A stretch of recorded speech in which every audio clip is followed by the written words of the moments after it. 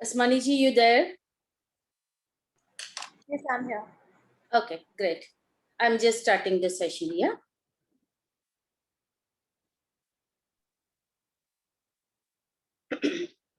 So good evening, dear friends and family. Once again, I, Leena Doshi, welcome you all on the 52nd program from the platform of Let's Grow Together. There is always a war between mind and heart. Sometimes it's not decidable कि क्या करना चाहिए, क्या नहीं करना चाहिए. हम इंसान इमोशंस के बिना अधूरे हैं. पर एक है कि इमोशंस आपके कंट्रोल में है और दूसरा है कि आप इमोशंस के कंट्रोल में हो. पर जैसे हमारे सिटी में 7-8 FM चैनल्स चलते हैं, तो हमें जिनको सुनना होता है उसे हम ट्यूनिंग कर देते हैं. मॉल में जाते हैं तो ढेरों डिजाइन के कपड़े होते हैं, पर हमारे पास चॉइस है कि हमको क्या खरीदना है. वैसे ही इमोशंस का भी है. दुख, सुख, गुस्सा, प्यार, नफरत, ये सब हमारी इमोशंस हैं, पर हमारे पास चॉइस है कि हमें किस इमोशन को ट्यून करना है. एक इंसिडेंट यहाँ पे शेयर करना चाहूंगी जो मैंने पढ़ा था, वो गुजराती में है. ઘણા સમય પહેલાની વાત છે. ઓટોમાં હું જઈ રહ્યો હતો. ઓટોવાળો ખૂબ જ આરામથી ઓટો ચલાવી રહ્યો હતો. ત્યારે એક કાર અચાનક જ પાર્કિંગમાંથી સીધી રોડ ઉપર આવી ગઈ. આમ સમય સૂચકતાથી ઓટોવાળાએ ઝડપથી બ્રેક મારી અને કાર ઓટો સાથે અથડાતા રહી ગઈ. કાર ડ્રાઈવર ઓટોવાળાને જ ખરી ખોટી સંભળાવા લાગ્યો, જ્યારે કે વાંક કાર ડ્રાઈવરનો હતો. ઓટોવાળાએ કાર ડ્રાઈવર પર ગુસ્સો ન કર્યો અને સોરી એમ બોલીને આગળ નીકળી ગયો. પૂર્વી, can you please help me to mute everyone? Yes, ma'am. મને કાર ડ્રાઈવર પર ગુસ્સો આવી રહ્યો હતો અને મેં ઓટોવાળાને પૂછ્યું કે તે કાર ડ્રાઈવરને કેમ કંઈ કહ્યા વિના જવા દીધો? તેણે તને ખરી ખોટી સંભળાવી જ્યારે વાંક તો તેનો હતો. ઓટોવાળો બોલ્યો, સાહેબ, આપણું નસીબ સારું છે, નહીં તો એના કારણે આપણે અત્યારે હોસ્પિટલ ભેગા થઈ ગયા હોત. તેણે આગળ કહ્યું, ઘણા લોકો ગાર્બેજ ટ્રક જેવા હોય છે. તે ઘણો બધો કચરો પોતાના મગજમાં ભરી રાખે છે. જે વસ્તુઓ જીવનમાં કોઈ કામની નથી હોતી એને ભેગી કરી રાખે, જેમ કે નફરત, ચિંતા, નિરાશા વગેરે વગેરે. અને જ્યારે તેમના મગજમાં કચરો ખૂબ વધુ થઈ જાય તો પોતાનો ભાર હળવો કરવા માટે તેને બીજા ઉપર ફેંકવાનો મોકો શોધવા લાગે. એટલે હું આવા લોકો સાથે તો અંતર બનાવીને જ રાખું છું અને તેમને દૂરથી જ હસીને અલવિદા કહી દઉં છું. કારણ કે જો એના જેવા લોકો દ્વારા ફેંકેલો કચરો મેં સ્વીકાર કરી લીધો હોત તો હું પણ ગાર્બેજ ટ્રક બની જાઉં અને પછી પોતાની સાથે સાથે આજુબાજુના લોકો ઉપર પણ કચરો ફેંકતો રહીશ. જીવન ખૂબ સુંદર છે, એટલે જે આપણી સાથે સારો વ્યવહાર કરે તેમનો આભાર માનીએ અને જે આપણી સાથે સારો વ્યવહાર ન કરે તેને હસીને માફ કરી દઈએ. What a thought a ऑटोवाला gave to him. इसलिए we should fine tune ourselves और वही गाना सुने जो हम सुनना चाहते हैं, वही कपड़े खरीदे जो हम पहनना चाहते हैं. We should control our emotions, not emotions should control us. So friends, हमारे इमोशंस को कैसे मैनेज करें, इस बारे में हमारे बीच में बात करने हेतु मिस असमानी सुरवे उपस्थित है. उनका मैं शॉर्ट में परिचय देना चाहूंगी. If I talked about her educational and qualification, she has done many courses in her life. She has done her PG in Diploma in Human Resource Management and Bachelor in Industrial Relations and Personal Management. Has also done Hotel Management, Lead Auditor ISO 901 2008 and 2015. She is NLP practitioner and trainer for National Skill Qualification Framework Level 5. Mrs. Asmani Surve is a seasoned HR and business transformation evangelist with expertise in all areas of HR across geographic, including India, Europe, and North America. Completed over 5,000 plus hours of training and mentoring and over 300 hours of executive coaching. An ISO certified lead auditor, design and thinker and behavioral scientist, NLP and content writer. She has authored a book in name of Three Eyes, Journey to Okay. Third Eye, Sorry, editorial which talks about achieving personal and professional success with personal life balance through spiritual pathway. I request everyone to please keep your microphone in a silent mode. Pramod Swami Auditorium opposite Alpha Green City. She born in a humble family of Jamdars, royal honored designation, and brought up in Vadodara. She is associated with many associations and NGOs and holding almost executive post over there. When I saw her biodata, I felt like in real sense a true multi-talented lady we have as a speaker today. Dear friends, please help me in welcoming Mrs. Asmani Surve with a great pride and joy. Asmani ji, let's grow together platform पे आपका बहुत बहुत स्वागत है and over to you, ma'am. Thank you so much. I am humbled with such an introduction for myself. Thank you, Leena ji. और आप सबको welcome है आज के टॉक के लिए, आज के सेशन के लिए. एंड लीना जी ने बहुत अच्छी कहानी से मेरे लिए एक प्लेटफॉर्म सेट करके दिया है कि हमें किस तरह से अपने इमोशंस को मैनेज करना चाहिए, कब कौन से इमोशंस कहाँ इस्तेमाल करने हैं और कहाँ उनको एक्सप्रेस करना है और कहाँ उनको छुपाना है, उससे क्या फ़ायदे होंगे, उससे क्या नुकसान होते हैं, वो भी हम आज आपसे बात करेंगे. सो मैं ये सारी बात अपनी एक प्रेजेंटेशन के थ्रू रखूँगी. आई होप आप सबको एक स्लाइड विजिबल होगी. सो इमोशनल मैनेजमेंट क्यों कहते हैं? क्योंकि इट इज इंटेलिजेंस. मैनेजमेंट है मैनेज करना और इमोशंस है अपनी भावनाएं. सो जब हम अपनी भावनाओं को सोच समझ कर इस्तेमाल करेंगे तो उसको इमोशनल मैनेजमेंट कहते हैं. सो इसलिए इस विषय का नाम हमने इमोशनल मैनेजमेंट रखा है.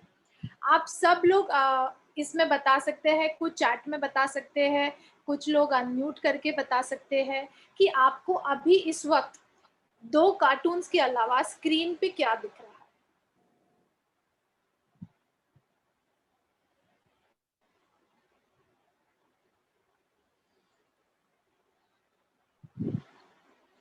है. शेप्स.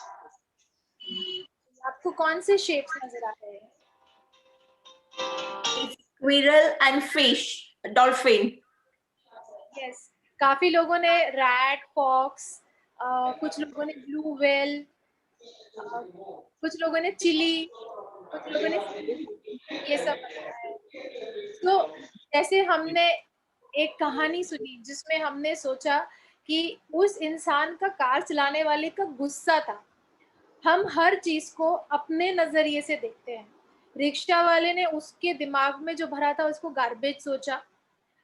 वो कार वाले को लगता है कि उसके दिमाग में सब कुछ सही भरा है. तो हम इस चीज में ये देखेंगे कि हम जो देखना चाहते हैं और हमें जो लगता है हम उसी चीज को देखते हैं. उसी तरह हमारी भावनाएं होती है. जब हम सुबह में हंस के उठते हैं तो हमें सामने वाले 4 लोगों से हंस के बिहेव करना पसंद आता है. पर अगर हम सुबह उठ के गुस्से में हैं तो हम पूरा दिन गुस्सा करते हैं. ऐसा मैंने कई बार देखा है. ये रोड की बात हो रही थी, रोड रैश की, उससे मैं बताती हूँ कि काफी लोगों को मैंने देखा है गाड़ी चलाते वक्त लोगों पे चाहिए वैसी बातें करते हैं. गाड़ी के कांच बंद होते हैं पर अंदर गालियां देते हैं.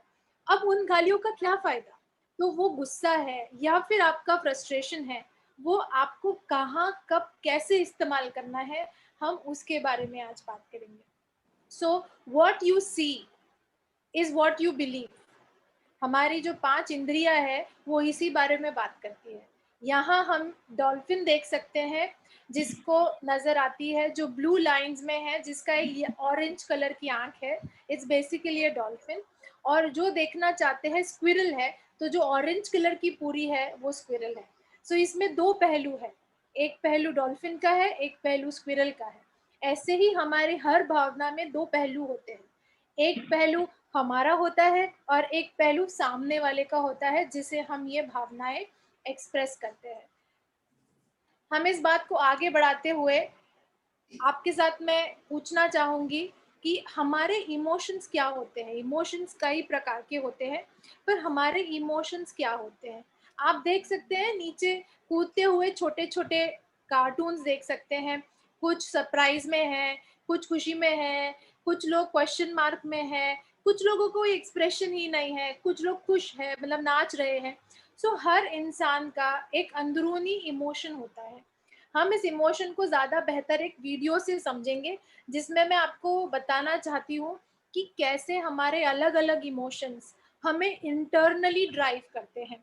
ये एक बहुत अच्छी मूवी थी, आपको कभी देखने को मिले तो ज़रूर देखिएगा। मैं इसका एक छोटा सा वीडियो आपके साथ शेयर करूंगी। I'm joy. This is sadness. That's सबको वॉल्यूम ठीक से आ रही है, सुनाई दे रही है? हाँ जी। Thank you. anger. This is disgust. And that's fear. We're Riley's emotions.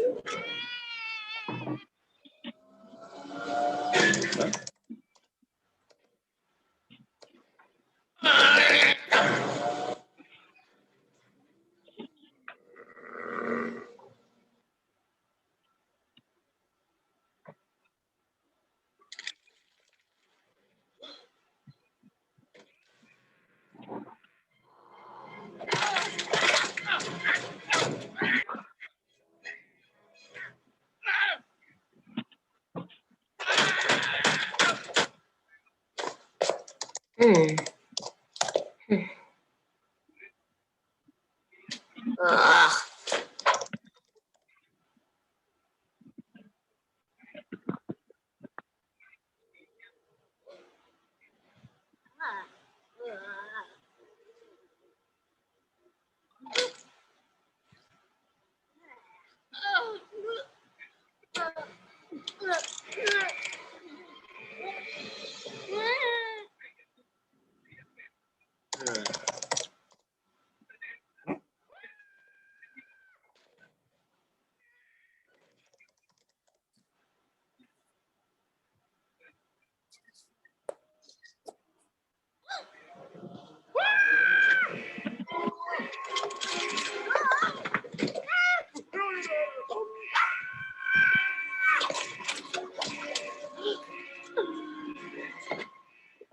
Inside out. Inside out. Inside out. Inside out. Yeah.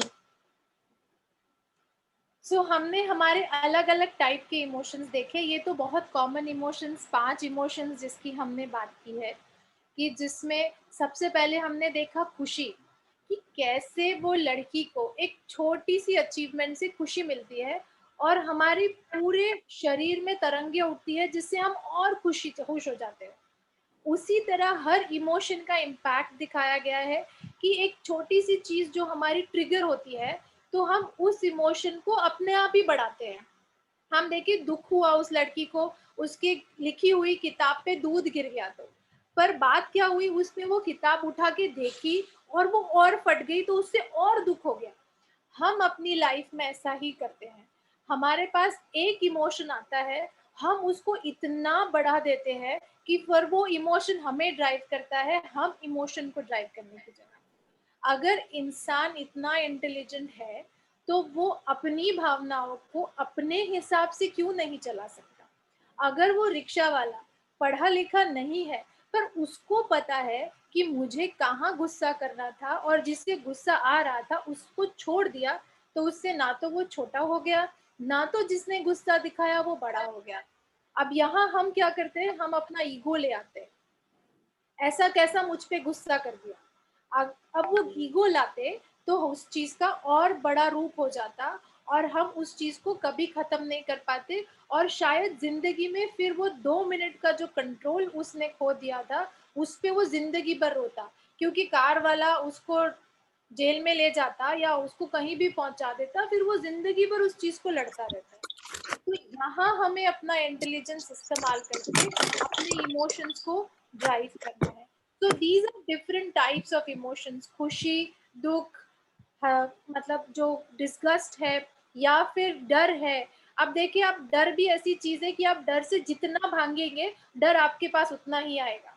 मैं आपको मेरी एक एग्जांपल देती हूँ। मुझे छिपकली से बहुत डर लगता है, तो बिलीव मी, मैं जहाँ जाती हूँ मैं छिपकली को कहीं ना कहीं महसूस कर सकती हूँ कि शायद वो पर्दे के पीछे है, शायद वो किसी बिस्तर के नीचे है, क्योंकि मेरे दिमाग में छिपकली इतनी चलती है कि मेरे को हर जगह पर वही दिखती है। उससे क्या होता है कि मैं जिस जगह पे हूँ वहां का मैं पूरा आनंद या पूरा लुफ्त नहीं उठा पाती। तो वो क्यों होता है? क्योंकि मेरा डर मुझ पे हावी हो जाता है, मैं डर को अपने आप पे हावी नहीं होने देती हूँ। सो इस बात को लेके हमें अपने इमोशंस को कंट्रोल कैसे करना चाहिए, ये समझने के लिए पहले हमें अपने इमोशंस को समझना पड़ेगा। अब मैं थोड़ा साइंटिफिक बात करती हूँ आपसे। इमोशंस 4 चीजों से बनता है, हमारी भावनाएं, हमारा जो सोचने का तरीका है, हमारे शारीरिक इंटरनल जो तरंगे उठती है कोई इमोशंस आने की वजह से, और उसके बाद जो हम बिहेव करते हैं। Asmani ji, I think your voice is gone.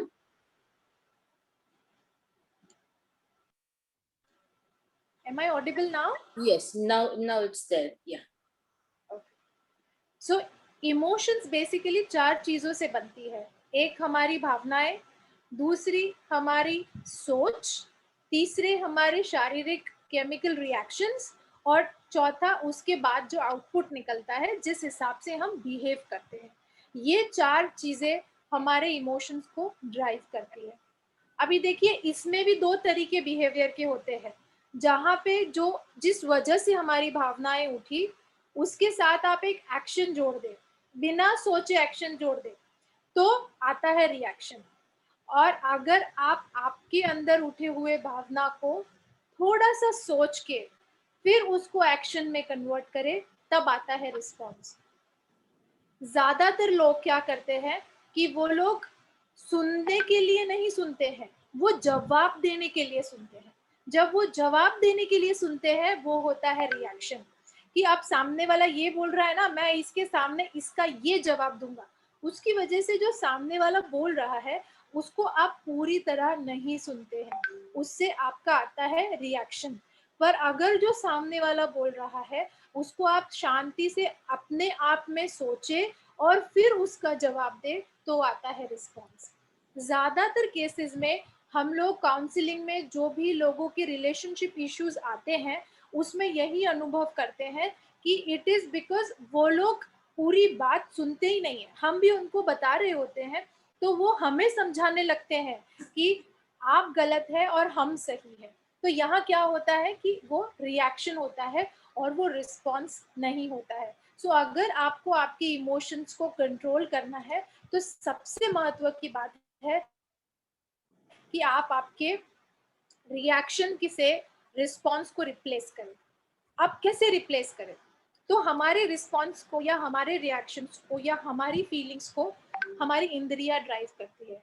So touch, test, सुनने की कैपेसिटी, लिसनिंग स्किल्स और आपकी स्मेल कैपेसिटी, ये 5 चीजें हमारे सारे चीजों को अंदर प्रोसेस करती है और फिर उससे हम रिएक्शंस देते हैं। अब ये 5 चीजें सिर्फ नहीं इम्प्लीमेंट होती है, ये 5 चीजों को भी एक चीज और इन्फ्लुएंस करती है, वो है इसको अंदर लेने के बाद जो हम परसेप्शंस क्रिएट करते हैं। ऐसा कई बार होता है, समझ ले मैंने आज मेरे दोस्त को फोन नहीं किया, मैं अगले और 4 दिन उनको फोन नहीं कर पाती हूँ, तो वो मन में ऐसी बात सोच लेते हैं कि देखो ये तो कितनी बड़ी हो गई है कि मेरे को फोन भी नहीं कर रही है। अब ये बहुत छोटी बात है कि मैं शायद 4 दिन किसी वजह से नहीं फोन कर पाई, तो इसका मतलब ये नहीं है कि मैं बड़ी हो गई हूँ, पर ये उनका परसेप्शन है, ये उनका एजम्पशन है। इससे रिश्ते में दरारें आती है। हमारे जीने की जो मजा करने की जो बात है, living is a profound journey जो कहते हैं, वो उसमें से एक रिचनेस कम हो जाती है क्योंकि हम चीज़ों को अज्यूम करते हैं और हमारे एजम्पशंस हमारे परसेप्शन से बनते हैं। अब ये परसेप्शंस किस चीज़ से बनते हैं? ये परसेप्शंस ज़्यादातर हमारे डीएनए से बनते हैं या फिर हमारे दिमाग में जो बहुत सारी मल्टीपल चीज़ें चल रही होती है।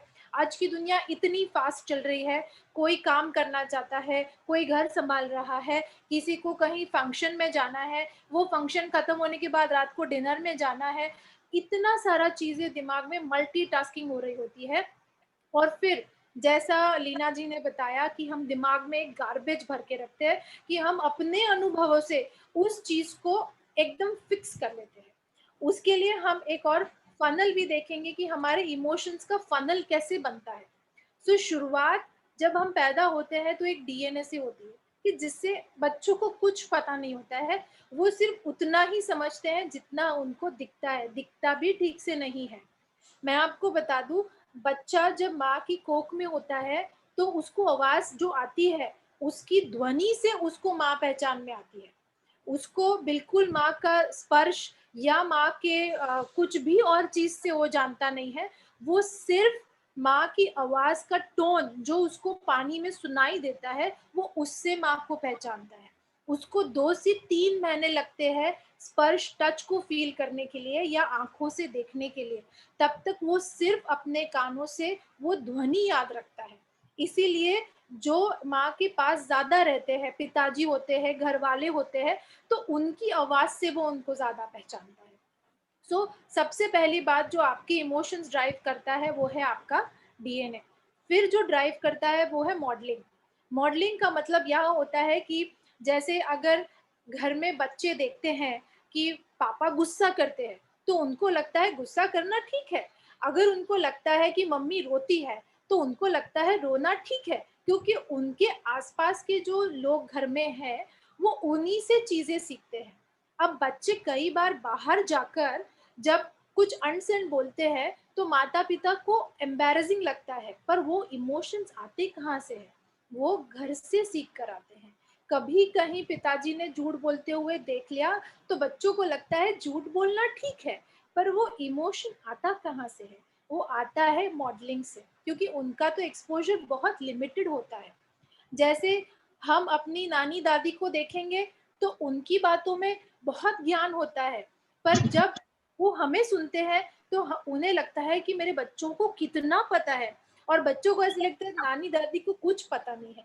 पर जैसे जैसे आप बड़े होते हैं वैसे आपको पता चलता है कि उनका जो ज्ञान था वो बड़ा था हमारे ज्ञान से। सो बात कहने की ये है कि हम यहाँ मॉडलिंग से चीज़ों को सीखते हैं। फिर तीसरी चीज होती है जो बड़ा इन्फ्लुएंस क्रिएट करती है, वो है टीचिंग। आप टीचर्स हैं या स्कूल में जो पढ़ते हैं, कॉलेज में जो पढ़ते हैं, आपके आसपास के दोस्तों से जो आप सीखते हैं, वो है टीचिंग एक्सपीरियंस। सो आप जब कुछ सीखते हैं टीचर से, आपके इन्फ्लुएंस से, वो आपका टीचिंग एक्सपीरियंस है। फिर हमारे पास जो एक्सपीरियंस है वो है एक्सपीरियंस, मतलब जो बिहेवियर से सामने वाले का रियल टाइम एक्सपीरियंस आता है।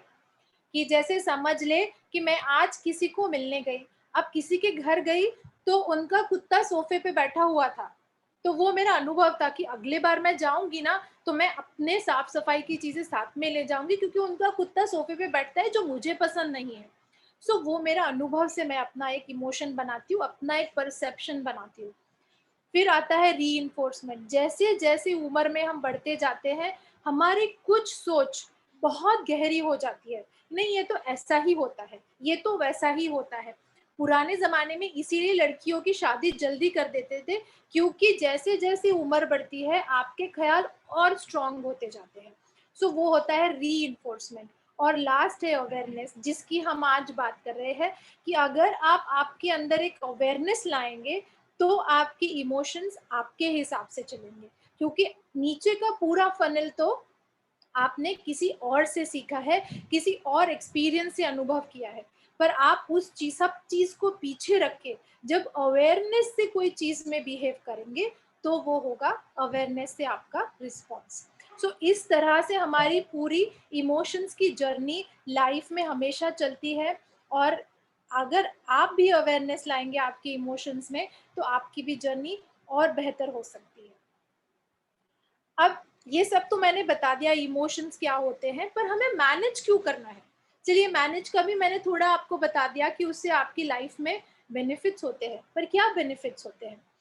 ऐसा सर्वेस कहते हैं कि इंक्रीज्ड मोटिवेशन ऑफ मोरल। जब आपको लगता है कि आप खुद के इमोशंस खुद ड्राइव करते हैं तो आपका इंटरनल कॉन्फिडेंस ज्यादा होता है कि मैं कोई भी सिचुएशन में अपने आप को मैनेज कर लूंगी।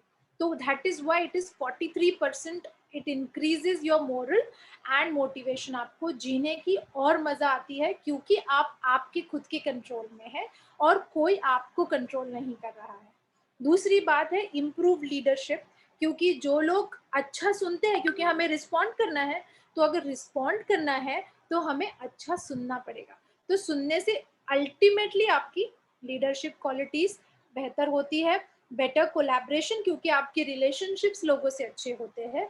And last but not the least, आपके लोगों के साथ जो मन मुटाव होते हैं वो आप धीरे धीरे दूर करते हैं। तो ये रिसर्च के बाद फाइंड आउट की हुई डिटेल्स मैं आपसे शेयर कर रही हूँ।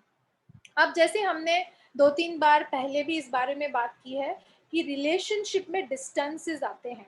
मैंने आपको एक एग्जांपल भी बताया कि किसी को हम फोन नहीं कर पाते हैं या हम किसी से बात नहीं कर पाते हैं, तो हम अंदर ही अंदर एजम्पशंस करते रहते हैं कि उसने ये ऐसा इसलिए किया, उसने ये वैसा उसलिए किया, शायद उसने वो 15 दिन पहले की बात है ना उसको आज लिया।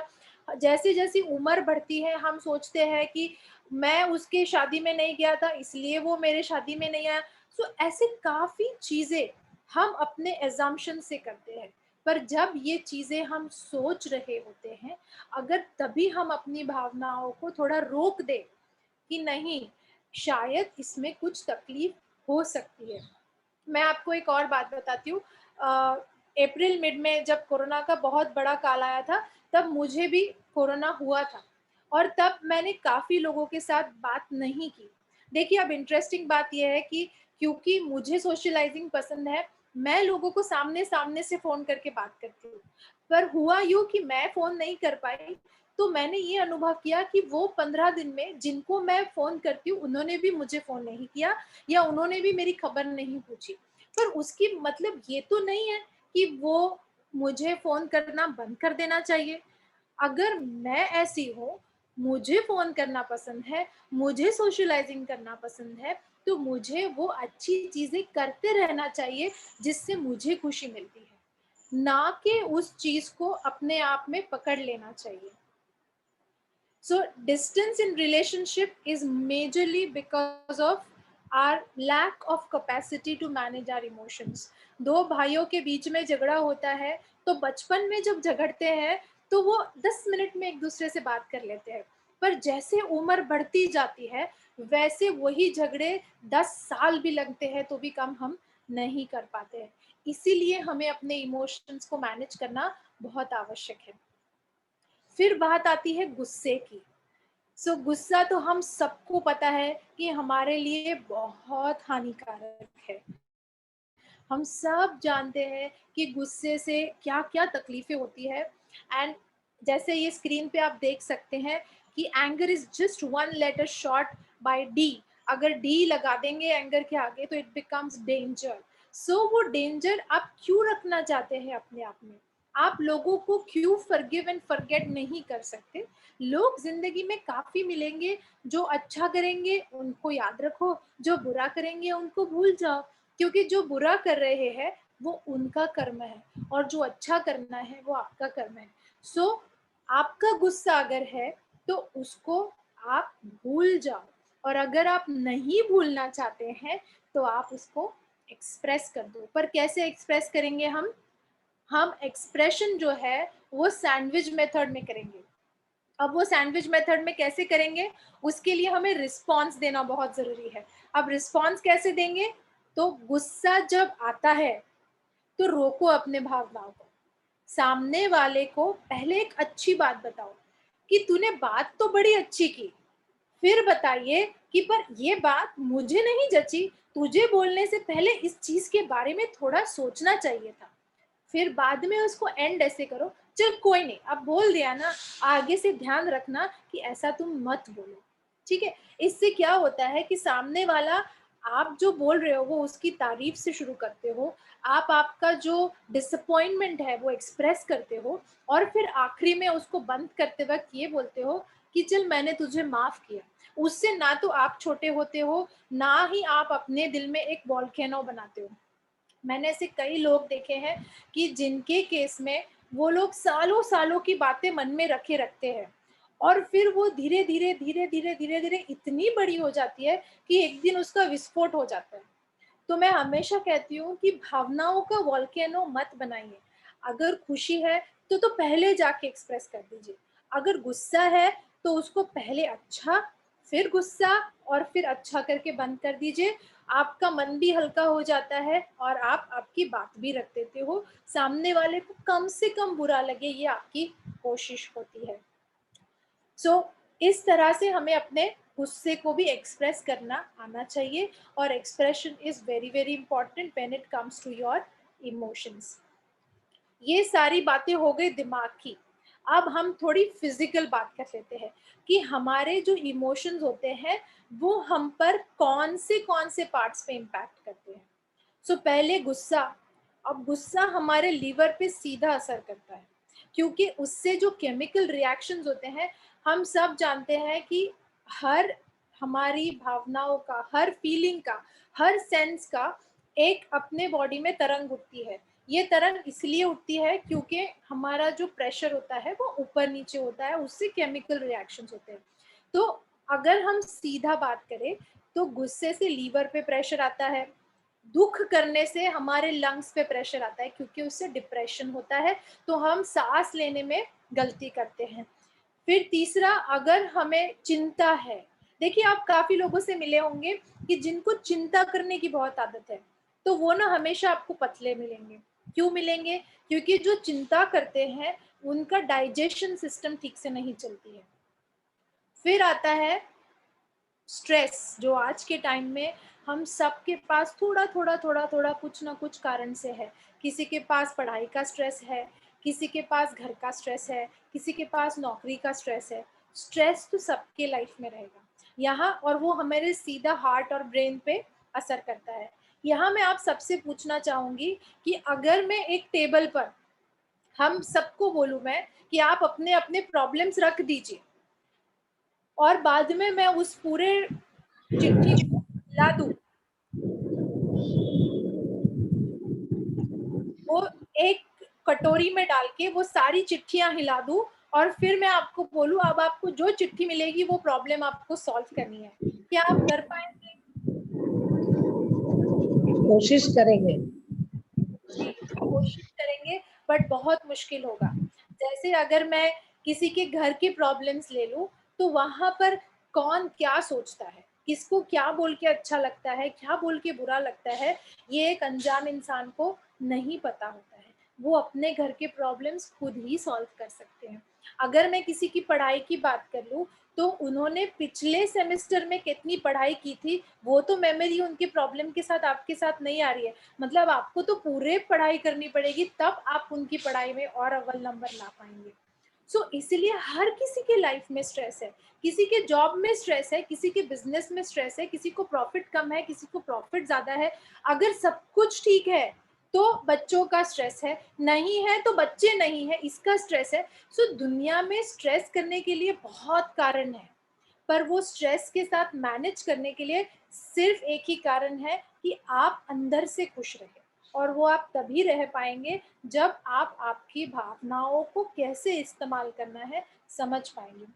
अगर कुछ स्ट्रेस का मेरे पास सोल्यूशन नहीं है, तो वो सोच सोच के, मैं चिंता कर करके अपना डाइजेशन भी खराब करूंगी, अपना हार्ट भी खराब करूंगी, अपना ब्रेन भी खराब करूंगी। उससे इवेंचुअली क्या होगा कि मैं कुछ भी नहीं कर पाऊंगी, मैं फिजिकली इनएफिशिएंट हो जाऊंगी, और इवेंचुअली वही होगा कि मैं जिंदगी से हार जाऊंगी। वो सब किस लिए? क्योंकि मैं अपने इमोशंस को मैनेज नहीं कर पाई।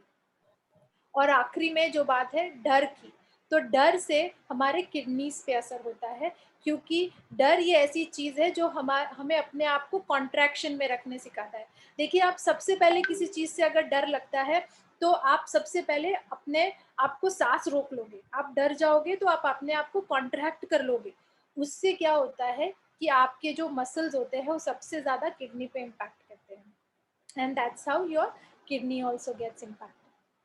अब लास्ट में फिर से मैं बात करूंगी मेंटल हेल्थ की, because emotions is all about your mental health. तो जब हम मेंटल हेल्थ की बात करते हैं, तो आपके इमोशंस जब बेहतर होते हैं, तो क्या होता है? जब आपके इमोशंस बेहतर होते हैं, तो आपका जो सोच है, जो लॉजिक है, जो प्रोडक्टिविटी है, वो बेहतर होती है। यहाँ हम देख रहे हैं कि उसके क्या नुकसान होते हैं, इसलिए लिखा है कि वो आपके सोच में, आपके लॉजिक में, आपकी प्रोडक्टिविटी पे इन्फ्लुएंस करते हैं। पर ये बात है कि वो आपकी लॉजिक्स कम लगते हैं, आप चीज़ों को बहुत जल्दी नहीं एनालाइज कर पाते हैं। जैसे गुस्सा आता है तो हम लोग चीज़ों को ठीक से नहीं सोच पाते हैं, उसी तरह से हमारे लॉजिक और प्रोडक्टिविटी पे इम्पैक्ट होता है। आप कैसे सामने वाले से व्यवहार करते हैं, उससे भी बहुत बड़ा फर्क पड़ता है कि आप क्या सोचते हैं। और फिर you can continue unhealthy cycles. आप देखिए, इसमें बात यह है कि या तो आप सुधर जाएं, या तो आप इसमें जीना मान लें। तो अगर आप जैसे जी रहे हैं वैसे ही जिए, तो कोई फर्क नहीं पड़ रहा है। पर आज जिस मैनेजमेंट की हम बात कर रहे हैं, अगर आप उसको मैनेज करें, तो उससे आपकी ज़िंदगी बेहतर हो सकती है। आपके आसपास के लोगों को आपके साथ रहने में और मज़ा आ सकता है। और इसमें बात सिर्फ इतनी नहीं है कि मैं हर चीज़ को एक फ़ायदे से जोड़ूं। कुछ चीज़ें ऐसी भी है कि it is about internal peace. अब देखिए, आपको तय करना है कि आप आपकी फीलिंग्स खुद जीना चाहते हैं, या आप किसी की कठपुतली बन के जीना चाहते हैं। ये कठपुतली क्यों बनेंगे आप किसी की? क्योंकि सामने वाले को पता है आपको किस चीज़ से गुस्सा आता है। तो जब उसको गुस्सा दिलाना है, तो वो चाहिए वो स्ट्रिंग खींचेगा, आप गुस्सा करोगे। वो चाहिए वो स्ट्रिंग खींचेगा, आपका डर हो जाएगा। उससे सामने वाले को आपके साथ बड़ा मज़ा आएगा, बट आपको खुद के साथ मज़ा नहीं आएगा। एक बहुत अच्छी बात किसी ज्ञानी ने कही है कि अगर आप खुद के साथ जीना पसंद नहीं कर सकते, तो सोचो दूसरे आपके साथ कैसे जीना पसंद करेंगे। कोरोना में सबसे ज्यादा प्रॉब्लम्स मेंटल इलनेस के हमारे पास आए हैं काउंसलिंग में। और वो क्यों आए हैं? क्योंकि बच्चों को घर में रहने की आदत नहीं है। तो उससे क्या होता है कि वो स्ट्रेस्ड आउट हो जाते हैं। हस्बैंड एंड वाइफ में झगड़े होते हैं, क्यों होते हैं? क्योंकि साथ में रहने की आदत नहीं है। अब ये सारे प्रॉब्लम्स के सोल्यूशन क्या है? ये सारे प्रॉब्लम्स इसलिए है क्योंकि हमें अपने आप के साथ जीना आता ही नहीं है। अगर आपका थोड़ी देर के लिए हस्बैंड के साथ नहीं बन रहा है, तो आप किसी और कमरे में जाके किताब पढ़ लीजिए। अगर आपका अपने बच्चों को आपके साथ मज़ा नहीं आ रहा है, तो बच्चे थोड़ी देर अपने आप के साथ रह सकते हैं। पर हमने सीखा ही नहीं, और सिखाया ही नहीं है कि अपने आप के साथ कैसे रहना है। हमने यही सीखा है कि हमें दूसरों के साथ रहना है, हमें अपने स्ट्रिंग्स दूसरों के हाथ में दे दिए हैं और वो चाहिए वैसे आपको नचाते हैं और आप बड़े शौक से नाचते हैं, पर आपको ये लगता है कि ये तो मैं खुद कर रहा हूँ। ऐसा कितनी बार होता है, मेरे साथ भी होता है कि जब मैं गुस्सा कर देती हूँ फिर मुझे बड़ा पछतावा होता है कि अरे यार गुस्सा खाली किया, नहीं करती तो बेहतर होता, बट तब तक बात निकल चुकी होती है। सो इमोशंस को हमें कैसे मैनेज करना है, नहीं गुस्सा करना है तो चुप हो जाओ। शांति तो अपने आप में एक बहुत बड़ा सोल्यूशन है हमारे इमोशंस के लिए, फिर वो खुशी हो, दुख हो या डर हो, किसी भी चीज का एक बहुत सीधा सिंपल सोल्यूशन है, थोड़ी देर के लिए अपने आप से बातें करो, किसी और से बातें मत करो। आपकी जो भावनाएं हैं आप खुद अपने आप कंट्रोल कर लोगे जब आप अपने आप के साथ जीना सीख जाओगे। सो हम कैसे जिएंगे, इमोशंस को कैसे मैनेज करेंगे, इसकी थोड़ी बात करते हैं। सो सबसे पहले आपकी ट्रिगर्स को आइडेंटिफाई करिए। आपको किस चीज से डर लगता है, आपको किस चीज से दुख होता है, आपको किसी के कुछ बोलने से दुख होता है, या आपको, जैसे मैंने बताया मुझे छिपकली देख के डर लगता है। सो आप आपके ट्रिगर्स को आइडेंटिफाई करिए कि कोई कुछ बोलता है तो मुझे गुस्सा आता है, या फिर कोई कुछ कर देता है तो मुझे रोना आता है। काफी लोग होते हैं जो टीवी में सीरियल देखते देखते रोते हैं, अभी उससे कोई प्रॉब्लम नहीं है क्योंकि वो सीरियल चल रही है, ना तो आपकी कंट्रोल में है, पर आपके रोना आपके कंट्रोल में है।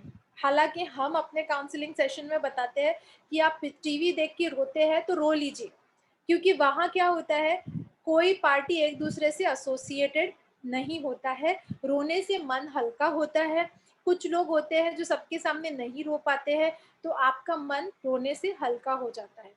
बट बात यह है कि कौन सी चीज आपकी किस इमोशन को ट्रिगर करती है, ये बात आपको आइडेंटिफाई करनी चाहिए कि मुझे इस बात से गुस्सा आता है, इस बात से डर लगता है, कोई इस विषय में बात करता है। कुछ लोग होते हैं जो पॉलिटिक्स से बड़ा ये हो जाते हैं, संवेदनशील हो जाते हैं। कुछ लोग होते हैं जिनको एंजाइटी हो जाती है। अभी जब वेस्ट बंगाल के इलेक्शंस हार गए थे तो कुछ लोगों को बड़ा खुशी हुई क्योंकि वो किसी और पार्टी से थे, कुछ लोगों को बड़ा दुख हुआ, डिप्रेशन हुआ क्योंकि वो किसी और पार्टी से थे। देखिए अब उनका तो कोई वेस्टेड इंटरेस्ट नहीं है, पर देश के साथ क्या हो रहा है उससे वो इतने संवेदनशील हो गए हैं कि उससे उन्होंने अपने मेंटल हेल्थ को इम्पैक्ट कर लिया। सो यहाँ पे ये समझने की बहुत ज़रूरत है कि आपकी ट्रिगर्स क्या है और आपको वो ट्रिगर्स आपके लिए अच्छे हैं, आपके लिए बुरे हैं। आपने कई बातें सुनी होंगी कि जब क्रिकेट खेलते थे तो लोग क्रिकेट के टाइम पे एक ही कपड़े पहनेंगे, वैसे ही बैठेंगे, वही टीवी पे देखेंगे।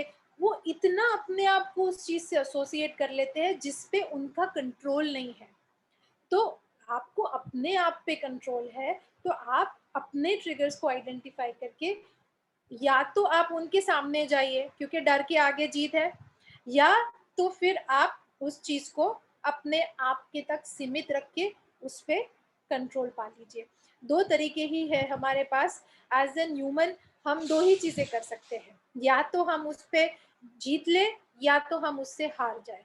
हार कैसे जाएंगे, हम उसको अपने आप तक रख लेंगे, और जीत कैसे जाएंगे, हम वो डर को या वो ट्रिगर को समझ के अपनी आप को मैनेज करेंगे। सो आई एम श्योर आप सबको चाहिए होगा कि आप जीते। तो अब हम जीतेंगे कैसे, जब हम ट्रिगर्स को आइडेंटिफाई करेंगे तभी हम उस पे काम कर पाएंगे।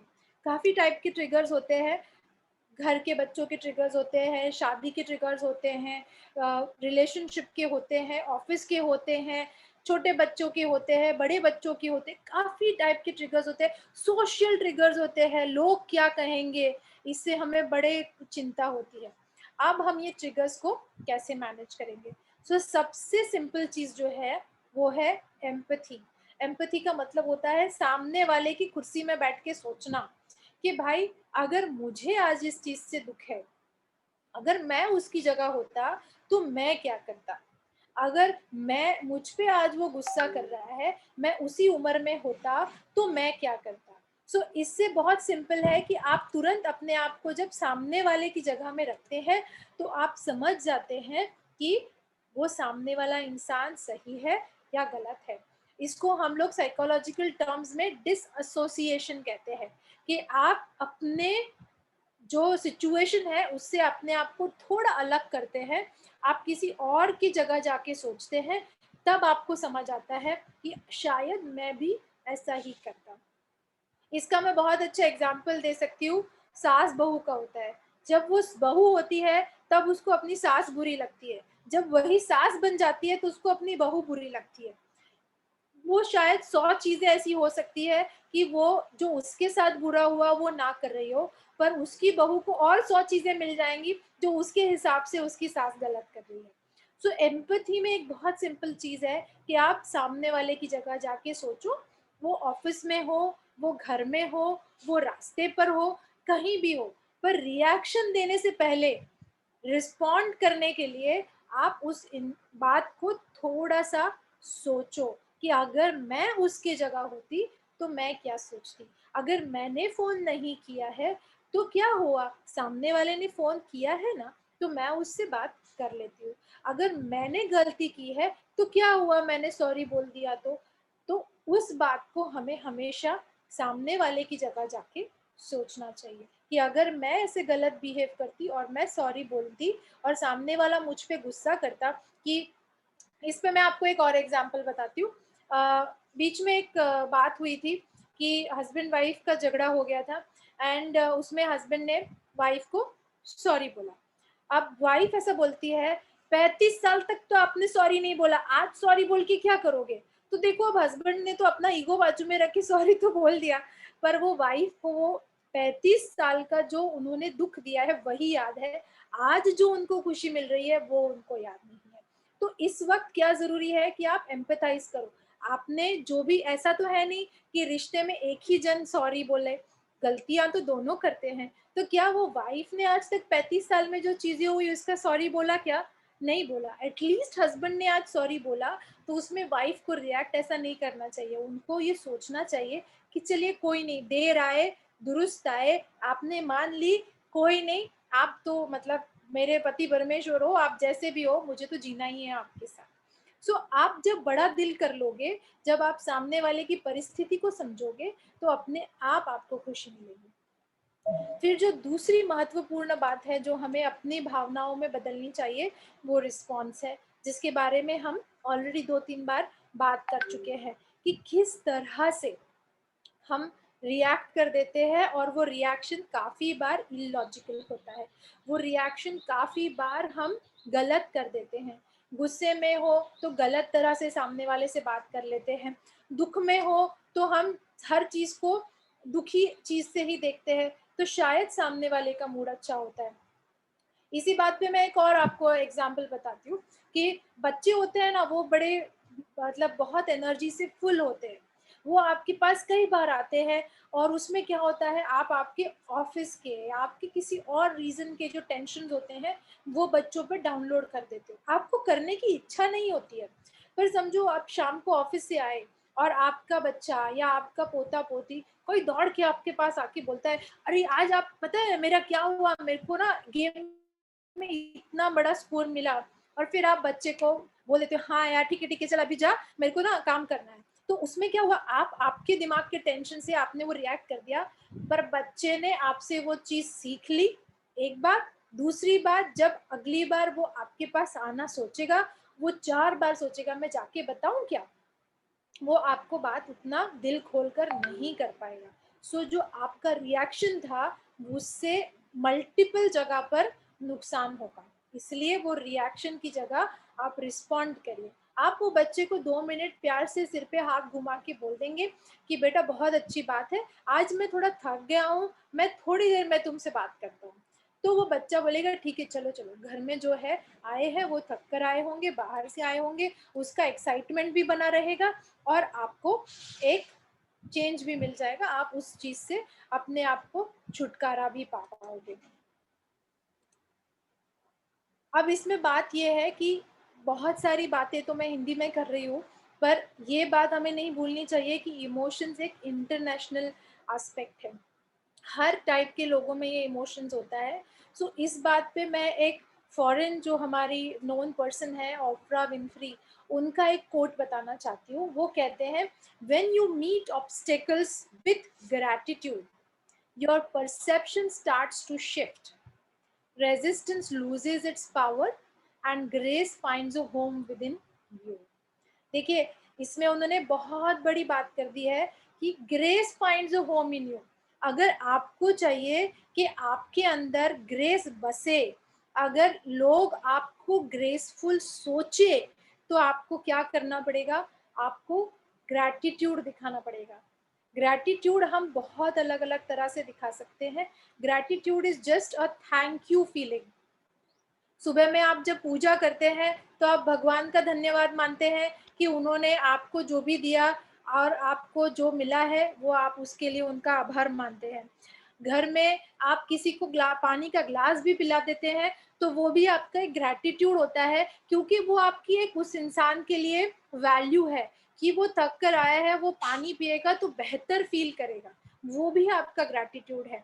अगर आप टीवी देख रहे हैं और आपके बच्चे या कोई दूसरे आके बोलते हैं कि मुझे ये नहीं वो देखना है और आप वो चैनल बदल दे, तो भी वो एक ग्रैटिट्यूड है।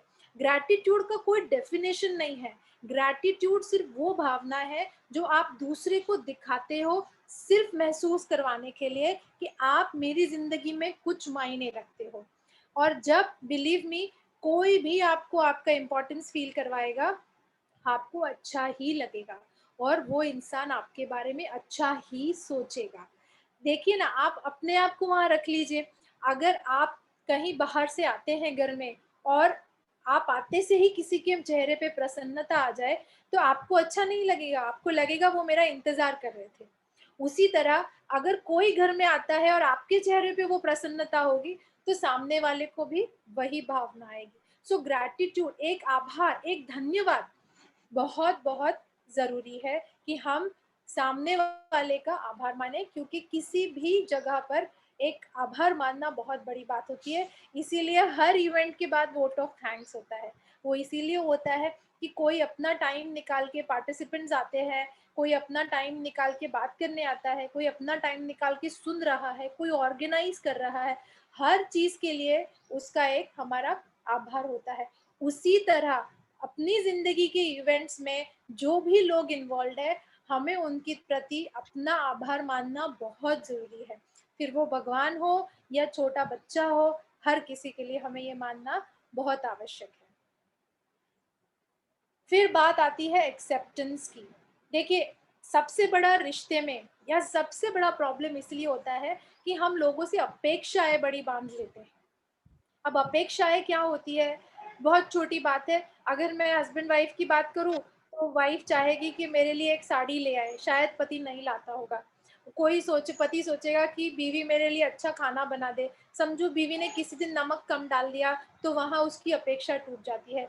बच्चे सोचते हैं कि माँ बाप हमारे लिए खिलौने लाए, नहीं लाए तो उनकी अपेक्षा भंग हो जाती है। बात बहुत छोटी होती है, पर जब हम इमोशंस की बात करते हैं, जब हम भावनाओं की बात करते हैं, वहाँ एक्सपेक्टेशंस, अपेक्षाएं बहुत बड़ा रोल प्ले करती है। वो इसलिए क्योंकि आप जब किसी से कोई अपेक्षा रखते हैं तो आप सामने वाले को जज करते हैं। जज कैसे करते हैं? ये ना देखो आप ऐसा बोलेगा, ये ना आप देखो ऐसा करेगी, ये ना पार्टी में आएगी ना तो ऐसे कपड़े पहन के आएगी। तो ये जो आपकी एक्सपेक्टेशंस है, ये जो आपकी अपेक्षाएं हैं, ये सारी अपेक्षाएं आप जजमेंटल होके बात करते हो। जब आप एक्सपेक्टेशन करते हो, अच्छे बुरे कोई भी एक्सपेक्टेशन करते हो, आप सामने वाले को जज करते हो कि ये ऐसा करेगा या करेगी, ये ऐसा बोलेगा या बोलेगी, ये ऐसा बिहेव करेगा या करेगी। तो यहाँ आप जजमेंटल हो जाते हो। आप ना अपने आप को, सामने वाले को कटघरे में खड़े कर देते हो और आप उसके तरफ से सुनवा देते हो। समझ ले, इसी उल्टी जगह में आप हैं तो आप कैसा फील करेंगे? आप अच्छा फील नहीं करेंगे। किसी को भी कटघरे में रहना पसंद नहीं है। भले किसी के मन में आप कटघरे में खड़े हो, पर उस इंसान को वहां रहना पसंद नहीं है। तो उस केस में आप क्या करना चाहिए? आपको चीजों को एक्सेप्ट कर लेना चाहिए। आप, कई बार ऐसा होगा, हर किसी घर में एक दो लोग ऐसे होते हैं, या हर किसी सोशल ग्रुप में आप जब जाएंगे तो एक दो लोग ऐसे होते ही है कि जो लोग बहुत बात करेंगे, इतनी बात करेंगे कि लोगों को ऐसा होगा कि भाई साहब आप बंद भी कर लो, हमें भी बोलने दो, हमें भी मौका दो। ऐसे भी लोग होंगे कि जिनको आप बोलोगे तो भी वो आपसे आर्ग्यूमेंट करेंगे, आपके ख्यालों को वो नकारेंगे। तो उस केस में आपको क्या करना है? देखिए, आप दो ही चीजें हो सकती है। आप अगर रिएक्ट करेंगे तो वहां आपका जो है एटमॉस्फेयर खराब हो जाता है, आप जो आसपास के लोग हैं उनको अनकंफर्टेबल कर दोगे। भले आप उन लोगों के लिए शायद सामने वाले को बोल रहे हो, पर आप वहां पर उनका जो है एटमॉस्फेयर खराब हो जाता है, फिर वहां सब मजा नहीं आता है। उस केस में क्या है, अब देखिए आपको पता ही है वो इंसान इतना बोलता है, तो चलो भाई बोल लो, आप क्या कर सकते हैं।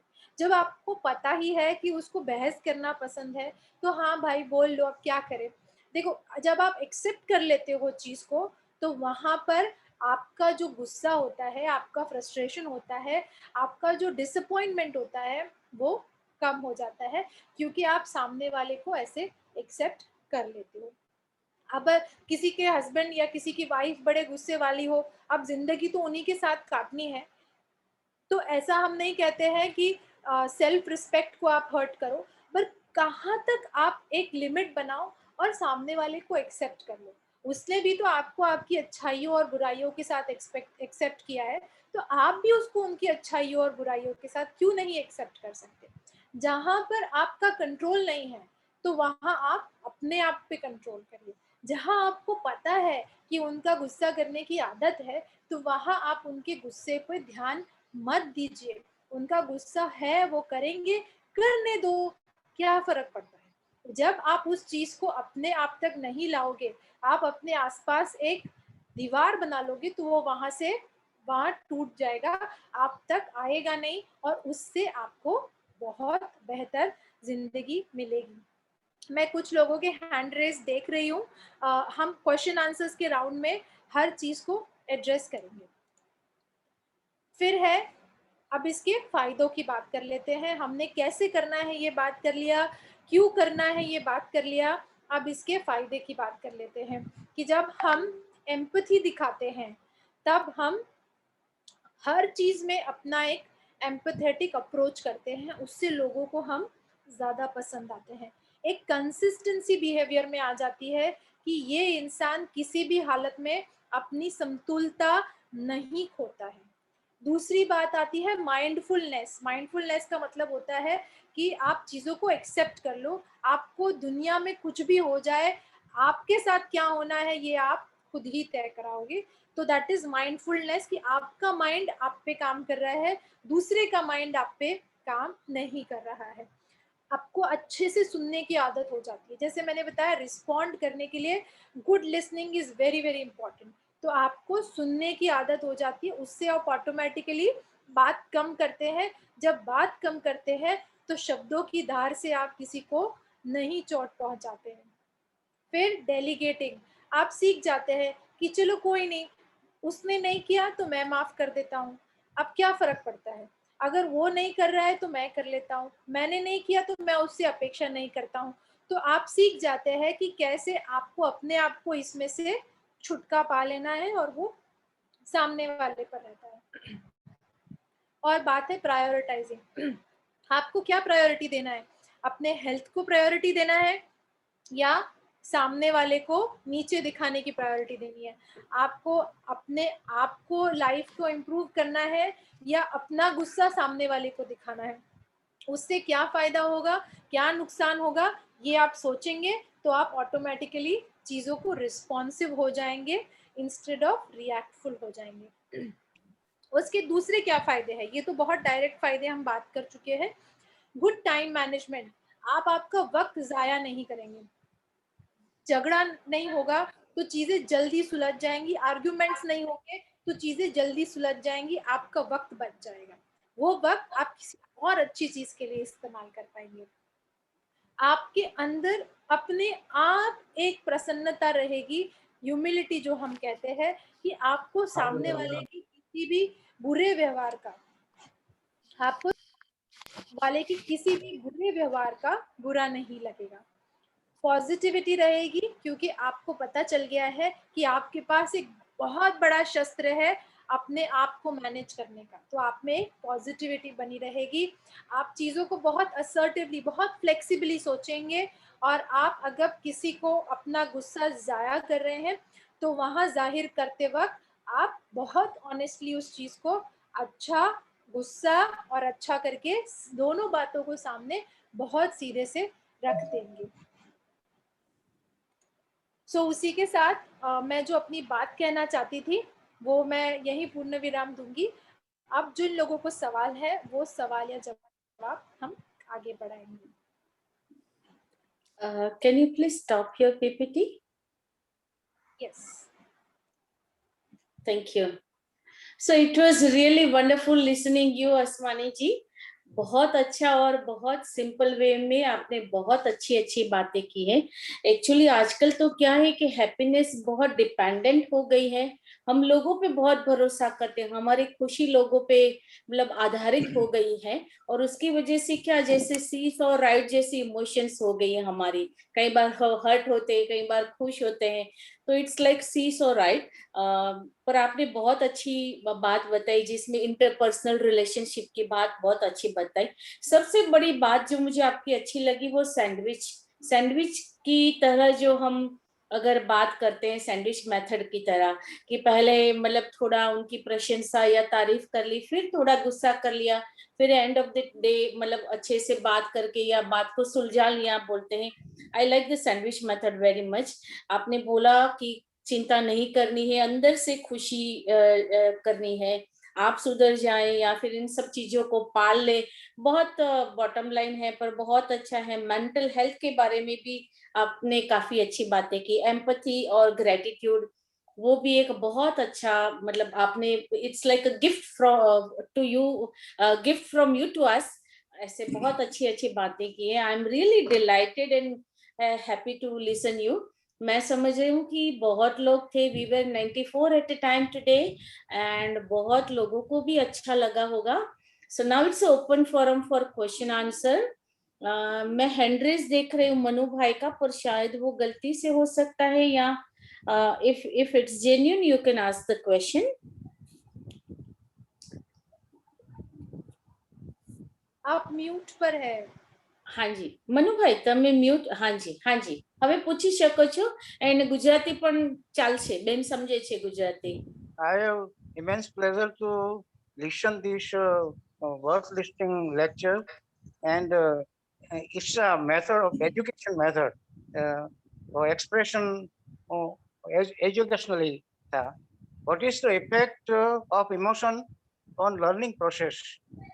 I want to know. देखिए सर, लर्निंग प्रोसेस पे भी इमोशंस की बहुत असर होते हैं। वो ऐसे होते हैं कि समझ ले आज अगर जो भी क्लास में है बच्चा है, या आज तो बड़े भी काफ़ी कोर्सेज करते हैं, तो अगर वो क्लास में बैठते वक्त अगर उनका गुस्सा है तो वो जो पढ़ा रहे हैं उसमें ध्यान नहीं रहेगा, उनका सारा ध्यान उस सिचुएशन में रहेगा जिस सिचुएशन ने उनको डिस्टर्ब किया है। अगर वो खुश है, एक्साइटेड है, तो भी वो क्लास में फोकस से काम नहीं कर पाएंगे, क्योंकि उनका सारा जो अंदर की एनर्जी है वो जो हो चुका है या जो होने वाला है उस पे केंद्रित रहेगी। सो इमोशंस को जब वो सोचे नहीं अभी मेरा वक्त है कि मुझे यहाँ क्लास अटेंड करना है, मुझे अपने खुशी को या अपने गुस्से को अपने आप में अभी कंट्रोल करना है, तो उसका ध्यान सिर्फ उस क्लास में रहेगा, ना कि इधर उधर जो डिस्ट्रैक्शंस में जाता है, जिसकी वजह से वो एजुकेशन का या जो लर्निंग का आपका एक्सपीरियंस है वो बिगड़ जाता है। Thank you, madam. Thank you so much. ये मनु भाई का मैं एक वन लाइनर परिचय देना चाहूंगी कि मेरे हस्बैंड के गुरुजी हैं, मतलब इनके हाथों के नीचे मेरे हस्बैंड पढ़े हैं और बहुत सालों तक, अप टू एसएससी, और जूनागढ़ के पास एक शारदाग्राम करके वो गांधी जी के प्रिंसिपल्स पे, सिद्धांतों पे वो स्कूल चली थी। वो स्कूल का नाम भी बहुत अच्छा था, उनके वो टीचर रह चुके हैं शारदाग्राम करके। Yes, any other question?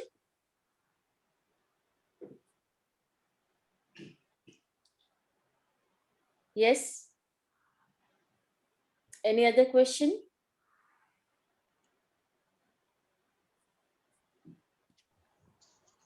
It was really wonderful talking to नहीं, you, Asmani ji, and it was really आसमानी जी लीना ने जी। बोला बहुत सही है, पर एक्चुअल लाइफ में काफी लोग नहीं इस बात को फॉलो करते हैं। लीना जी, और मैं ये एक क्वेश्चन पूछना चाह रही थी। हाँ, एक मिनट, सविता जी का खत्म होते हैं फिर आपको करती हूँ। हाँ जी, हाँ सविता जी। नहीं, जो आसमानी जी ने बोला बहुत अच्छा बोला, पर आज भी बहुत सारे लोग इस पे फॉलो नहीं करते हैं, और तब कई बार दुख लगता है कि कुछ बातें क्यों नहीं लोग फॉलो करते हैं। और ये सैंडविच मेथड भी जो इन्होंने बताया मेरे को बहुत अच्छा लगा। अब जब मेरी बहू आई तो चीजें कुछ नहीं अच्छी लगती, पहले उसने बताया बहुत अच्छा, फिर थोड़ी देर बाद जो उसने बनाया कि अब इसमें तुम ये चेंजेस कर लो, तो वो अच्छा लगता है। पर जेंट्स को मैं देख रही हूँ एज दे आर एजिंग, उनका गुस्सा बड़ी जल्दी मतलब वो आने लगा अब, और शायद कहीं उनकी अपनी मजबूरियां भी कुछ हो जाती हैं कि कई चीजें वो कर नहीं पाते हैं विद एज, जैसे सविता जी, आपने देखने में बहुत अच्छी प्रॉब्लम या सुनने में या कुछ में, तो उसमें एकदम से उनको एकदम गुस्सा आ जाता है। आपने एक बात कही सविता जी कि आपको बड़ा दुख होता है जब लोग, जो मैं बता रही हूँ, वो जानकर भी नहीं कर पाते हैं। तो यहाँ पे ना हमें एक एक्सेप्टेंस वाली बात कर लेनी चाहिए कि लोगों पे ना आप कंट्रोल नहीं कर सकते। आप क्या कर सकते हैं, अब वो ऐसे ही है सोच के अपने आप को दुख मत पहुंचाइए। हाँ, लोगों की बातें धार वाली रहती है, शब्द बड़े खराब लगते हैं, पर जब आपको पता है कि उस इंसान का जो आपके लिए इंटेंशन है या वो बोलने का जो तरीका है वो गलत है, वो दिल से अच्छा है, तो आपको अपने आप एक्सेप्टेंस की बात एक्सेप्ट कर लेते हैं और आप उस चीज को इग्नोर कर सकते हैं। आपको एक शक्ति मिलती है उस चीज को इग्नोर करने की। और दूसरी बात जो आप जेंट्स के केस में बता रहे हैं कि ये बात आप बिल्कुल सही कह रहे हैं, जब जेंट्स रिटायर हो जाते हैं तो वहाँ एक थोड़ा सा प्रॉब्लम होता है, क्योंकि वो अब तक घर में एक कर्ता के हिसाब से देखा जाता है। देखिए, ये हमारे हिंदू संस्कृति का एक बहुत बड़ा, बहुत मुख्य अंग है कि हम लोग हर घर के पुरुष को जब वो पैदा होता है तब से रिटायर होता है तब तक उसको हम ऐसा कहते हैं कि तू घर का कर्ता है। जैसे ही वो ऑफिस से वापस आता है वो घर का कर्ता नहीं होता है, वो आराम करने के लिए बनाया होता है। अब जो कहते हैं आप आराम करो, वो भी अच्छी भावना से कहते हैं, क्योंकि उनको लगता है कि 60 साल तक किसी ने अगर हमारे लिए इतना किया है तो हम उनके लिए अब करें। पर उसको ऐसा लगता है कि देखो अब इनको मेरी जरूरत नहीं है।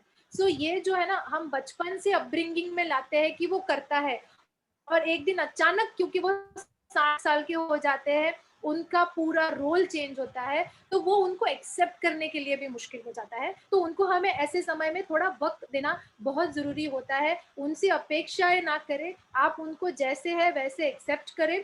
और आप जब उनकी कुछ चीज आपको बहुत बुरी लगती है तो आप उनको सैंडविच मेथड में बता सकते हैं कि आप ये करते हैं, इससे मुझे दुख होता है, आप ऐसा ना करें। पर जब वो गुस्सा होते हैं तब आप उनको बताएंगे तो चीजें बिगड़ जाएंगी। जब वो शांत होते हैं, जब उनका दिमाग ठंडा होता है, बात खत्म हो गई होती है, सुबह का गुस्सा शाम को आप बताए तो तब तक चीजें बदल जाती है। तो उससे आपको भी बेहतर रहेगा और उनको भी बुरा नहीं लगेगा। बात सही है।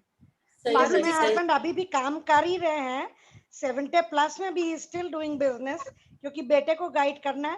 पर मजाल है कि बेटा अपने मन से कुछ कर ले, और फिर मेरे से कहेगा मम्मा देखो ना पापा ऐसे कर रहे, ऐसे नहीं, ऐसे क्यों नहीं करते हैं।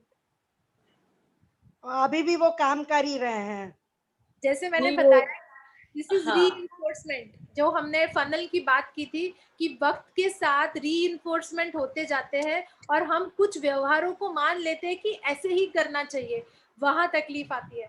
जब उनमें अवेयरनेस आएगी कि नहीं, अब मेरा बेटा बड़ा हो गया है, मुझे उसको ये दे देना चाहिए, तब चीजें पूरी बदल जाएंगी। क्योंकि यहाँ बेटे को भी ऐसा लगता है कि उसको काम करने की छूट नहीं है, पिताजी को लगता है कि चलो बेटे के तो अच्छे के लिए कहीं इससे कुछ नुकसान ना हो जाए, इसीलिए वो चीजों को ख्याल रखते हैं। पर ये जो जनरेशन का गैप संभालना है, ये बहुत इंपॉर्टेंट है। इस समय आपका और आपके बेटे का दिमागी संतुलन ठीक होना कि पापा ऐसा करते हैं तो इनको ऐसा करने दो, गुस्सा करते हैं तो बाद में थोड़ी देर बाद जाके चीज को शांति से समझाओ, आपको बहुत फर्क पड़ेगा। नहीं, काफी बच्चे तो आई सुनते एम हैं, होपिंग मानते सविता हैं। जी कि आपको जवाब मिल गया होगा, तो और लोगों के आगे चलते हैं। Parul Mittal ji, unmute yourself and ask your question please. Ma'am मैं ये पूछना चाह रही थी कि कई बार जैसे कोई चीज को लेके बहस हो जाती है, मतलब बच्चा हो या आपस हस्बैंड वाइफ हो या वो दो बड़े लोगों में भी बहुत बहस होती जाती है। दोनों एक चलो अपनी बात रखना चाह रहा है लेकिन सामने वाला सुनने के लिए तैयार नहीं है। बहुत पेशेंटली एक जना बोल रहा है, समझाने की कोशिश कर रहा है, लेकिन सामने वाला आर्ग्यू करे जा रहा है, उसको सुनना ही नहीं है, समझने की कोई, और कोई बहुत इंपॉर्टेंट टॉपिक पे बात हो रही है या कोई कोई बहुत इंपॉर्टेंट मैटर पे बात हो रही है, तो उस समय मतलब अगर वो सामने वाला सुनने के लिए उस समय समझने के लिए तैयार नहीं हो रहा है, तो उस समय उस सिचुएशन में क्या करना चाहिए?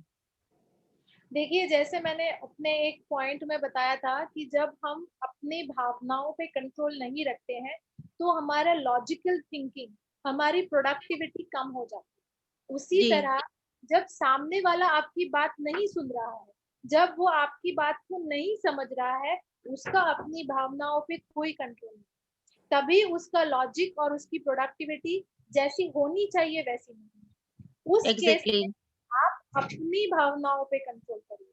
उस वक्त आप बात को वहीं छोड़ दीजिए, चाहिए तो थोड़ी देर बाद उस बात को करिए। देखिए, मैंने सविता जी को भी यही बताया, आपको भी यही बता रही हूँ। जब इंसान गुस्से में होता है वो सीधा नहीं सोच सकता है। जब इंसान अपनी बात का ईगो लेके चलता है कि नहीं मैं ही सही हूँ, वहां उसका दिमाग सही नहीं चलता है। जब वो सही मूड में हो, जब वो सही जगह पर हो, ऐसे कुछ हेल्थ एलिमेंट्स भी होते हैं जिससे लोगों में ये गुस्सा भरा रहता है। किसी का ब्लड प्रेशर हाई रहता है तो भी गुस्सा भरा रहता है। शायद वो इंसान दिल से अच्छा हो, उसको कोई तकलीफ ना हो, पर उसकी शारीरिक क्षमता ही अलग होती है कि वो अपने आप गुस्सा करता है, उसको पसीना आने लगता है। तो उस केस में हमें अपना संतुलन रख के हमें उससे ऐसे बात करनी चाहिए जिससे वो आपकी बात को समझ पाए। जैसे मैंने बताया कि आप उसको पहले समझाओ कि हाँ आप जो कह रहे हैं वो सही है, आप एक बार मेरी बात तो सुन लीजिए। भले आप बोल रहे हैं वैसा हम बाद में करेंगे, मुझे अपना बिंदु तो रखने दीजिए। उससे कई बार आपका बिंदु सुनने के बाद शायद वो इंसान उस वक्त आपकी बात ना माने, पर वो बाद में उस पर विचार करेगा और 2 दिन बाद शायद आपको बोलेगा कि हाँ पारुल जी आपकी जो बात थी वो सही थी, मैं मान सकता हूँ, चलिए इस पे हम आगे बात करेंगे। पर उसी ओके। में आप अगर उस बात को लेके नहीं आप अभी खत्म करो तो शायद वो नहीं हो पाए। सही बात है, सही बात है। वो रिएक्शन और रिस्पॉन्स वाली बात शायद थोड़ी बहुत मतलब यहाँ उस टाइम पे उसको वहीं एक बार खत्म मतलब छोड़ देना चाहिए, फिर थोड़ी देर बाद उस बात को वापस से जब देखे कि भाई हाँ थोड़ा सामने वाला समझने की स्थिति में है अब, तब वापस से हम उस बात को कर सकते हैं। Absolutely absolutely. I am hoping Parul ji आपका जवाब मिल गया है। हाँ अभी ओके। यशवी जी अनम्यूट करें अपने आप को और सवाल पूछे। यशवी जी। यस मैम, मुझे ये पूछना था कि अगर मुझे पता है कि कोई चीज मुझे बॉदर कर रही है और मुझे पता है कि मुझे ये फील नहीं करना चाहिए, मुझे भूल जाना चाहिए, और फिर भी मैं अगर नहीं भूल पा रही, मेरे दिमाग से मैं वो चीज नहीं निकाल पा रही, तो मुझे क्या करना चाहिए? देखिए, अभी आपने बड़ी पहेली में बात कही है तो मैं आपको थोड़ा पहेली में ही जवाब दे पाऊंगी। पर अगर कुछ लाइफ की सिचुएशंस है जो आप भूलना चाहते हैं या किसी का कोई व्यवहार है जो आप भूलना चाहते हैं, तो पहले तो तरीका ये है कि जिसने ये व्यवहार किया है वो इंसान ऐसा ही है करके आप उसको एक्सेप्ट कर लें। उससे आपको एक अंदरूनी शक्ति मिलेगी सामने वाले के व्यवहार को सहन करने की। अभी सहन कितना करना है ये मेरे से बेहतर आप जानते हैं क्योंकि आप उस व्यवहार में हैं। अगर कोई सिचुएशन है जिसकी वजह से आपको वो सिचुएशन पूरी ही भूल जानी है, तो आपको उस सिचुएशन में जिस भी चीज से दुख पहुंचा है आप उस चीज को माफ कर दीजिए। आप जितना उस चीज को अपने साथ लेके चलेंगे, उसने मेरे साथ ऐसा किया, उसने ये बोला ना इसलिए वो सिचुएशन आई, अगर वो ऐसा बोलता ही नहीं तो सिचुएशन नहीं आती।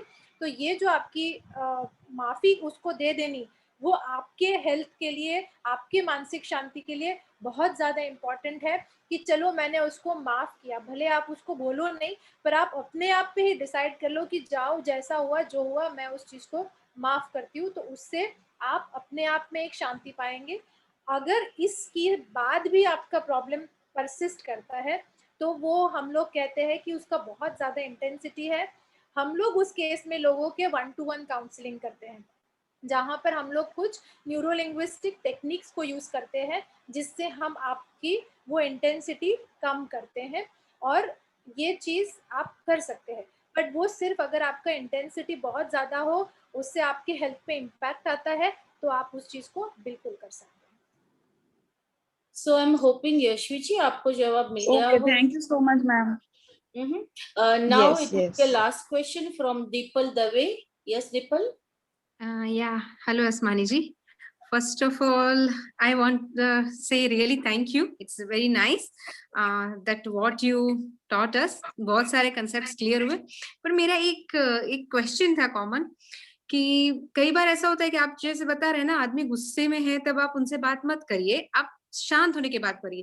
पर कई बार ऐसा होता है कि हम कभी लाइफ में शांत होने के बाद भी बात करें, तभी भी उनके वही रीजनिंग रहते हैं जिस पर वो अटके थे, वो चीज की आंसर ना उनको कभी वो फील होता है कि ना उन्होंने वो टाइम पे गलत बोला था या गलत किया था।